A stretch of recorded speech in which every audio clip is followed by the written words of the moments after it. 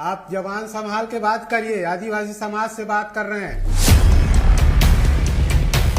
हम लोग गैंग नहीं चलाते हैं, हम लोग टुकड़े टुकड़े नहीं है, हम लोग किसी से कम नहीं है। आप आपसे भीख नहीं मांग रहे हैं, हम अपनी इज्जत की बात कर रहे हैं, मान सम्मान की बात कर रहे हैं। आपसे नहीं संभालता है तो पद छोड़ दीजिए। आप लोग मजाक समझे आदिवासी को, खिलौना बना कर रखे हैं क्या?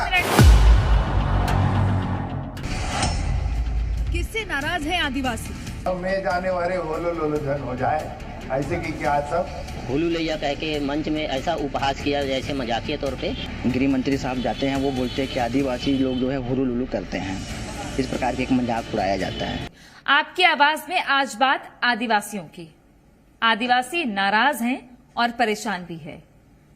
कुछ वाक्य जो ये बताते हैं कि छत्तीसगढ़ में आदिवासियों को लेकर एक टकराव की स्थिति भी अभी भी बनी हुई है। इस रिपोर्ट से समझिए कि स्थिति क्या है, फिर बात करेंगे कि वो प्रदेश जो आदिवासी प्रदेश के रूप में जाना जाता है पूरे हिंदुस्तान में, वहां ये नौबत क्यों है। छत्तीसगढ़ में आदिवासी नाराज और परेशान है। नाराजगी की वजह है गृह मंत्री विजय शर्मा। होलो लोलो हो गया सर। हाँ वो कहा हो गया नहीं जा रहा भाई, वो बताई तो इसने हो गए कहीं के। तब में जाने वाले होलो लोलो धन हो जाए, ऐसे की क्या सब उमर बचायल गिरे बोले समझायल गिरे। बस यही बात थी कि गृह मंत्री के क्षेत्र के आदिवासी ही उनका पुतला फूकने उतर आए। कहा है कि गृह मंत्री विजय शर्मा माफी मांगी। अरे छत्तीसगढ़ का डिप्टी सीएम और गृह मंत्री श्री विजय शर्मा जी के द्वारा हुलू लैया कह के मंच में ऐसा उपहास किया जैसे मजाकिया तौर पे, तो हम इसके विरोध में आज धरना प्रदर्शन कर रहे हैं। गृह मंत्री साहब जाते हैं, वो बोलते हैं कि आदिवासी लोग जो है हुलू लुलू करते हैं। इस प्रकार के एक मजाक उड़ाया जाता है, परंतु कोई प्रकार की कार्रवाई नहीं हुआ। गृह मंत्री के बयान से आदिवासी नाराज हैं, तो इधर नारायणपुर में आदिवासी अपना बसेरा उजड़ने से परेशान हैं। नारायणपुर जिले के 54 गांवों के लोगों ने विशाल रैली निकालकर विरोध दर्ज कराया। उनका कहना है कि अम्बुजमाड़ में सैन्य प्रशिक्षण केंद्र खुलने जा रहा है, जिसके एवज में अम्बुजमाड़ियों की जिंदगी खत्म हो जाएगी। हमारे साथ में खास पैनल जुड़ गया है। बीएस रावटे जी, कार्यकारी अध्यक्ष सर्व आदिवासी समाज के, स्वागत है आपका। धनंजय सिंह ठाकुर जी, कांग्रेस पार्टी के वरिष्ठ प्रदेश प्रवक्ता, आपका भी स्वागत है। रजनीश सिंह जी, थोड़ी देर बाद पूर्व विधायक, भारतीय जनता पार्टी, हमारे साथ में जुड़ने जा रहे हैं। आप सभी का स्वागत है। पहला सवाल रावटे जी आपसे करूंगी। जो स्थिति बन रही है, क्या वाकई नाराज है आदिवासी समाज गृह मंत्री के बयान से, और क्या स्पष्टीकरण देना चाहेंगे कि क्या इसका मतलब समाज ने निकाला है? देखिए, सबसे पहली बात तो बहुत जूनियर को गृह मंत्री बना दिया गया है, जो पहली बार विधायक बना है। पुन्नूलाल मोहले जी 8-10 बार के विधायक हैं, अजय चंद्राकर जी कई बार के विधायक हैं, राजेश मुणत जी। लेकिन सीनियरों को जो अच्छे तालमेल रखते हैं समाज से, उनको न बनाकर कम अनुभवी एकदम नए आदमी को इतना बड़ा पद दिए हैं, वो संभाल नहीं पा रहा है। इनके आने से पूरे छत्तीसगढ़ में त्राही त्राही मचा हुआ है। कहीं सरगुजा मर्डर हो रहा है, कहीं सूरजपुर में पुलिस वाले सुरक्षित नहीं है, बस्तर में नक्सलवादी के नाम से आदिवासियों को मारे जा रहे हैं। इनके कवर्धा और साजा में जो ईश्वर साहू जी विधायक हैं, वो उसी घटना से पीड़ित होकर विधायक बने हैं, और आज उनके परिवार वाले ऐसे ही घटना दोहराना चाह रहे हैं। तो ये तो आदिवासियों के साथ लगातार दुर्व्यवहार और अपमान की बात हो रही है, और आदिवासी मुख्यमंत्री के नाम से बैठाकर आदिवासियों को उजाड़ रहे हैं, खत्म कर रहे हैं। तो एक सोची समझी पॉलिसी है, इसको आदिवासी समाज बर्दाश्त नहीं करेगा। और दिवाली के बाद 15 नवंबर बिरसा मुंडा जयंती तक पूरे प्रदेश में आंदोलनकारी सड़क पर होंगे, ऐसा हम लोगों को बातचीत में पता चला है। और हर आदमी, चाहे वो गांव का हो, शहर का हो, नौकरी वाला हो, चाहे वो सिपाही हो, आक्रोश है आदिवासियों पर जो अत्याचार को देखकर। पहले रमन सरकार में 600 गांव उजाड़े, एक भी गांव नहीं बसाया। तो क्या आदिवासी को उजाड़ने, मारने, पीटने, खदेड़ने का ही काम सरकार बनाते हैं? तो इसलिए आदिवासी अब चाहते हैं कि हम अपनी लड़ाई लड़ेंगे। हमने मुगलों से लड़ा, अंग्रेजों से लड़ा, कभी हार नहीं माने। समाज एक है आपका, समाज पूरी तरीके से एक है। क्योंकि फिर राजनीति इसी बात पे होने लग जाती है रावटे जी। लगातार पीड़ित होने से आदिवासियों में तो आक्रोश है ही, और सरकार ने जो व्यवस्था दिया है वो व्यवस्था पर्याप्त नहीं है। संविधान का पालन ही नहीं हो रहा है। 5वीं अनुसूची क्षेत्र में जो ग्राम सभा नहीं हुआ है वहाँ कोल खदान आवंटित किए, अभी तो 3 कोल खदान आवंटित हुआ है, तो हाथी द्वंद, मानव द्वंद ये सब चालू हो गए हैं। अभी 25-30 और चालू होंगे, तो जंगल ही नहीं बचेगा तो आदिवासी कहाँ रहेगा। और आदिवासी अपने हक अधिकार की बात करते हैं तो लाठीचार्ज करते हैं। तो ये कब तक पिछले दिनों परसा में देखा हमने ये। धनंजय जी, क्या कहेंगे आप लोग? क्योंकि आदिवासी हित की बात आप लोग कहते रहे, लेकिन फिर सवाल वही उठेगा कि ये नौबत अभी की तो नहीं है ना। आपकी सरकार के वक्त में एसपी का सिर फूटा था और कब्रें खोद कर वापस निकाली जाती थी, तो ये नौबत तो लंबे समय से है। सभी की जिम्मेदारी बनती है जनप्रतिनिधियों की कि आदिवासियों के अधिकारों पर, उनकी जीवन शैली पर उस तरीके से बात हो और उस तरीके का पर विचार हो। अभी आदिवासी समाज जो आंदोलन कर रहे हैं ना, वो गृह मंत्री विजय शर्मा के द्वारा जो आदिवासी समाज का जो अपमान किया गया है, प्रदेश ही नहीं पूरे देश भर के आदिवासियों का अपमान गृह मंत्री विजय शर्मा ने अपने भाषण में किया है। हलालुलुलु, ये क्या चीज होता है भाई? क्या कहना चाहते हैं कि आदिवासी समाज जो है अशिक्षित है, या आदिवासी समाज का आचरण ठीक नहीं है, या आदिवासी समाज को लेकर प्रकार से टिप्पणी क्यों की उन्होंने? आदिवासी मुख्यमंत्री तो बना दिया, जिस प्रकार से आदिवासी समाज के जो नेता बैठे बता रहे हैं, पर भारतीय जनता पार्टी और विजय शर्मा जी आदिवासी मुख्यमंत्री जी को काम करने नहीं दे रहे हैं। लगातार आदिवासियों पर अत्याचार हो रहा है, चाहे बस्तर में हो, चाहे सरगुजा में हो, चाहे कवर्धा में हो। अभी देखें ना, भारतीय जनता पार्टी के विधायक ईश्वर साहू के पुत्र ने किस प्रकार से आदिवासी युवक के साथ मारपीट किया, किस प्रकार से उसमें हमला किया है। राजधानी रायपुर में एक आदिवासी युवक को चाकू से गोद कर मार दिया जाता है। कवर्धा जिला में बैगा जनजाति के परिवार सहित उसकी आग लगाकर हत्या कर दी जाती है।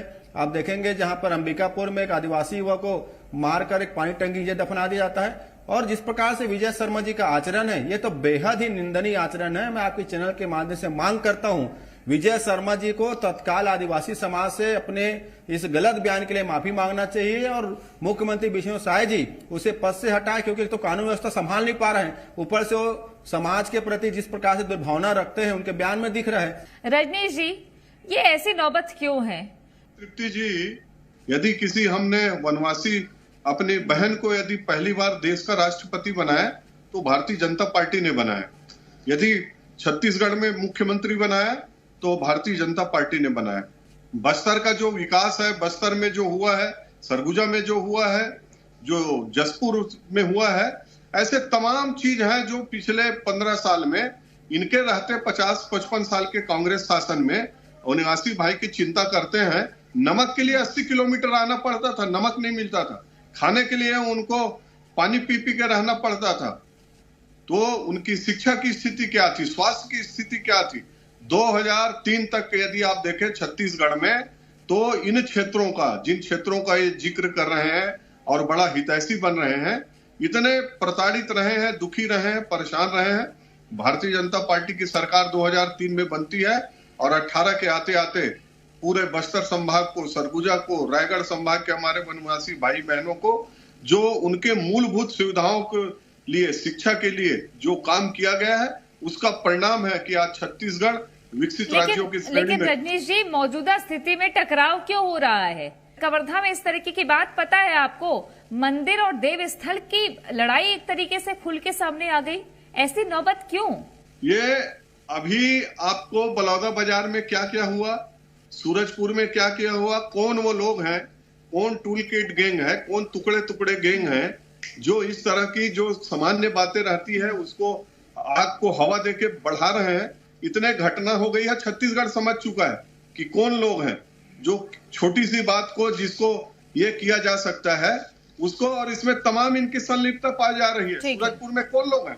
रावटे जी, आप समाज के महत्वपूर्ण पद पर हैं। समाज के भीतर भी कई तरीके के भेद होते हैं। आप लोग भी कई बार ये मांग उठाते हैं कि धर्मांतरण की बात हो या जिस तरीके से 2 वर्गों में देखा जा रहा है, तो ये संघर्ष अगर किसी गांव में दिख रहा है और गृहमंत्री उसको खुल के जिस भी अंदाज में बोल दे रहे हैं, तो क्या लग रहा है आपको? देखिए, कुछ नेता बड़े महत्वाकांक्षा लेकर काम कर रहे हैं और शांति प्रिय छत्तीसगढ़ में एक नया सुगुफा छोड़कर जातिवाद, धर्मवाद, आतंकवाद इस तरह से नए नए एजेंडे लाकर काम कर रहे हैं। इसके कारण समाज में आक्रोश बढ़ता जा रहा है। सभी धर्मों के लोग रहते हैं, सबको अपने अपने ढंग से अपने जीने का अधिकार है, लेकिन ये जबरदस्ती थोपे जाते हैं कुछ वर्ग को कि ऐसा कर रहे हैं, ऐसा कर रहे हैं और तौहीनजनक बात करते हैं। जो शब्दों का उपयोग किए हैं गृह मंत्री जी, हम तो नहीं बोल पाते हैं, वो बड़े उच्च कोटि के विद्वान हैं इसलिए ऐसा बोल रहे हैं। हमारा छत्तीसगढ़ शांतप्रिय रहा है, लेकिन ये सरकार जब जब आई तब तब आदिवासियों का हत्या हुआ, कभी घर उजाड़े, कभी नेताओं को मारे। झीरम घाटी क्या है, इस तरह से कांड होते गए और अभी वर्तमान सरकार बनने के बाद हर जिले में कोई न कोई आदिवासी हत्या किसी न किसी कारण से हो रही है और पब्लिक उसको समझ रही है कि ऐसा क्यों हो रहा है आज तक। और लगातार जनसंख्या कम बताते जा रहे हैं और इनके हक अधिकार पूरा छीने जा रहे हैं। जंगल उजड़ गए, अब खदानों की तरफ जा रहे हैं। खदान आएंगे तो आदिवासी उजड़ेंगे, रहेंगे कहाँ, उनकी पुनर्व्यवस्थापन की व्यवस्था नहीं है।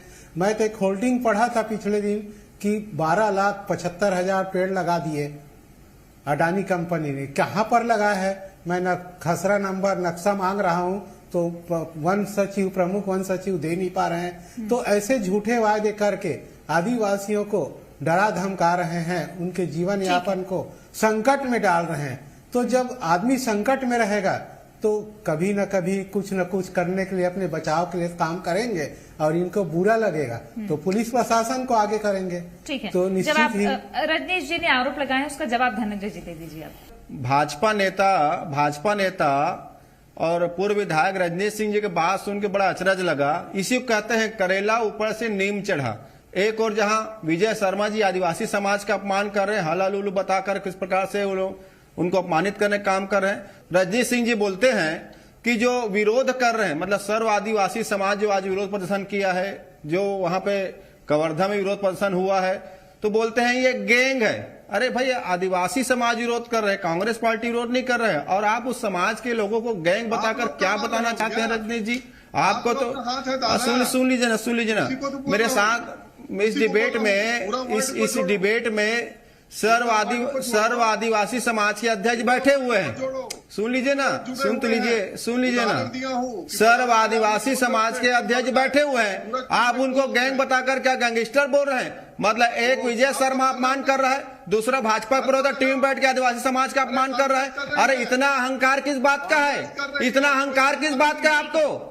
आप इतना अहंकार की बात का, आप सर्व आदिवासी समाज को गैंग कैसे बोल सकते हैं? आदिवासी विरोध का तो गैंग कैसे बोल सकते हैं आप? धनंजय जी, एक विजय शर्मा अपमान कर रहे हैं, दूसरे अपमान कर रहे हैं। धनंजय जी, हो गया, खंडन करना चाहिए विजय शर्मा। धनंजय जी, 1 मिनट अब जवाब सुन लेती हूँ मैं। रजनीश जी, वाकई मुश्किलें तो है ना कि एक तरफ आप नारायणपुर देख लीजिए, अबूझमाड़, जहां आज भी गो टू है, सारी चीजें हैं, बिल्कुल नक्सलवाद का खात्मा होना चाहिए, लेकिन जो हजारों ग्रामीण आज बैठे हुए हैं धरने पे, क्या उनको भरोसे में लिया जा रहा है? क्या हसदेव के ग्रामीणों को भरोसे में लिया जा रहा है कि हम यहाँ कैंप खोलेंगे या हम यहाँ खदान खोलेंगे? ये टकराव तो है ना। देखिए तृप्ति जी, 4-5 अलग अलग विषयों को जोड़ दिया गया है। मैं उन सब विषयों को आपको ये कर सकता हूँ और करूंगा, लेकिन इसके लिए क्या है, समय आप फिर कम होगा, फिर इससे पूछ लेते हैं। अभी जो विषय था, उसके बाद नारायणपुर का जो विषय है, जो सेना को जमीन दिया गया है, तो ठीक है, अभी हमारे वनवासी भाइयों के मन में कुछ संशय होगा, इसलिए वो कर रहे हैं। लेकिन क्या सेना को जमीन नहीं दिया जाना चाहिए? सेना क्या सरकार में किसी व्यक्ति का हित हो रहा है? क्या देश को मजबूत करने के लिए सेना को संसाधन उपलब्ध नहीं कराया जाना चाहिए? यदि आज छत्तीसगढ़ विरोध करता है तो कल झारखंड करेगा, तो कल उत्तर प्रदेश करेगा। तो इस तरह से जो नए नए उद्योग आएंगे, नए जो सेना को चाहिए, जो शैक्षणिक संस्थाओं को चाहिए, स्वास्थ्यगत क्षेत्रों को चाहिए। हाँ, ये चीज है कि वहां जो प्रभावित कौन हो रहे हैं, वास्तविक प्रभावित, वो तो बोल दिया जाता है ना कि अपन मान लो 500 एकड़ जमीन ले रहे हैं, उसमें एक भी घर नहीं है, तो कहां से कौन प्रभावित हुआ? जो जहां रह रहे हैं उनको जितना कब्जा है, जिधर उनका रोजी रोटी चलता है, जो जो काम उनका व्यवसाय चलता है, वो सब उनका यथावत है, तो कहां से कौन प्रभावित हो रहा है? तो इसलिए इन सब चीजों में अभी जब आगे बढ़ेगी प्रक्रिया तो टाइम लगेगा। भारतीय जनता पार्टी वो पार्टी है, मैं राजनीतिक बयानों का, जब कांग्रेस पार्टी रहेगी तो उनका आईना दिखाऊंगा। भारतीय जनता पार्टी 27% से 32% आरक्षण की है। जो बोल रहे हैं कि आदिवासियों का यहाँ पर ये हुआ, इसलिए भारतीय जनता पार्टी 2003 से लेकर आदिवासियों का जो खून बहाया जा रहा है जो किए हैं, और ये छोड़ दे बात, नारायणपुर की बात कर रहे हैं बार बार। नारायणपुर में हजारों आदिवासियों के ऊपर लाठीचार्ज में जो विष्णु सरकार आदिवासियों के सिर पर खून बहा रही है, महिलाओं के सर में मार करवा रही है, किसी का पैर तोड़ रही है, किसी का हाथ तोड़ रही है, क्या वो जमीन आदिवासियों का नहीं है? जवाब नहीं है। क्या जंगल आदिवासियों का नहीं है? धर्मांतरण के खिलाफ नारायणपुर में प्रदर्शन कर रहा था। 1 मिनट और, सर्व आदिवासी समाज विरोध कर, उसका गैंग बोल रहे हो। कांग्रेस तो विरोध नहीं कर रहा, तो आदिवासी समाज ने विरोध किया है। आज तो सर्व आदिवासी समाज ने विरोध किया है, और आपके गृह मंत्री ने बदतमीजी किया समाज के लोगों के साथ। आपके गृह मंत्री ने बदतमीजी किया, समाज का अपमान किया, इसका विरोध सरकारी समाज कर रहा है। आप उसको गैंग कैसे बोल दिए? सार्थक नहीं हो पाएगी। कैसे गैंग बोल दिए? आदिवासी समाज आपको गैंग दिखता है। भटकाइए मत, बिल्कुल भी कोई मत भटकाइए, नहीं भटकाइए मत। जो जाके टुकड़े टुकड़े गैंग है, लीजिए ना धनंजय जी, ये टुकड़े टुकड़े गैंग दिखता है आपको? नहीं, देखिए भाजपा के नेता धनंजय जी सुन लीजिए, डिबेट में अपनी अपनी मर्यादा रखते हैं सबके सब। वो आपको गैंग बोला तो आपको मर्यादा दिखाओ।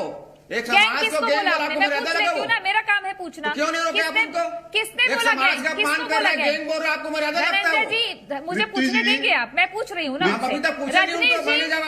किसको गैंग बोला आपने, बता दीजिए इनको। आप सुन लीजिए शांति से, किसको गैंग बोला आपने? जो 2014 के बाद देश में कर रहे हैं, जो जा करके खड़े होते हैं टुकड़े टुकड़े गैंग के सामने, इनको नहीं मालूम है कौन खड़ा हुआ था। तो ये समाज भारत होंगे तेरे टुकड़े, इंशाअल्लाह कोर्ट के जो फैसला है उसको क्या ये नारा लगाया स्वराज समाज ने करते हैं, और ये हितैषी बन रहे हैं, इनको नहीं मालूम है। देश के साथ सेना के खिलाफ में रावटे जी कुछ बोलना चाह रहे हैं। रावटे जी बोलिए, रावटे जी राजनीति से परे होकर बोलिएगा। रावटे जी राजनीति से परे होकर आप जवान संभाल के बात करिए। आदिवासी समाज से बात कर रहे हैं, कोई गैंग नहीं है हम लोग। आप लोग जैसा गैंग नहीं चलाते हैं हम लोग गैंग नहीं चलाते हैं, हम लोग टुकड़े टुकड़े नहीं है, हम लोग एक हैं। और आदिवासी अपनी मंजर पे आएगा ना तो ईंट से ईंट बजा के जवाब देगा। उस दिन आप सामने आना, आपको आदिवासियों दर्द हो रहा है। उन्होंने बोला आप अपनी जबान संभाल के बात करिए। टीवी में डिबेट कर रहे हैं, हम लोग किसी से कम नहीं है। आप आपसे भीख नहीं मांग रहे हैं, हम अपनी इज्जत की बात कर रहे हैं, मान सम्मान की बात कर रहे हैं। आपसे नहीं संभालता है तो पद छोड़ दीजिए और पद छोड़ के सामने आकर लड़िए। जो आप लोग मजाक समझे आदिवासियों को, खिलौना बना कर रखे हैं क्या? कुछ भी बोलेंगे, शर्म नाम की चीज नहीं है आप लोगों को। गृह मंत्री होकर बोलते हैं। रावटे जी भाषा की मर्यादा रखते हैं, आदिवासी वैसे ही बहुत सरल सभ्य होते हैं। रजनीश जी आखिरी आपसे स्पष्टीकरण, गैंग का शब्द का इस्तेमाल किसके लिए किया, क्योंकि सीधा आरोप लग रहा है? मैं तृप्ति जी पहले बोला हूं कि 2014 के बाद जब से माननीय नरेंद्र मोदी जी सरकार बनी है तब से इस प्रकार के तमाम चीजें आपके सामने आई हैं। जाके ये भारत तेरे टुकड़े होंगे इंशाल्लाह के साथ खड़ा होते हैं। अभी बलौदा बाजार में जाकर हसदे में जो आदिवासी विरोध कर रहे हैं, जो जंगल बचाने के लिए आपके हिसाब से गैंग है, वो टुकड़े टुकड़े गैंग है क्या लोग?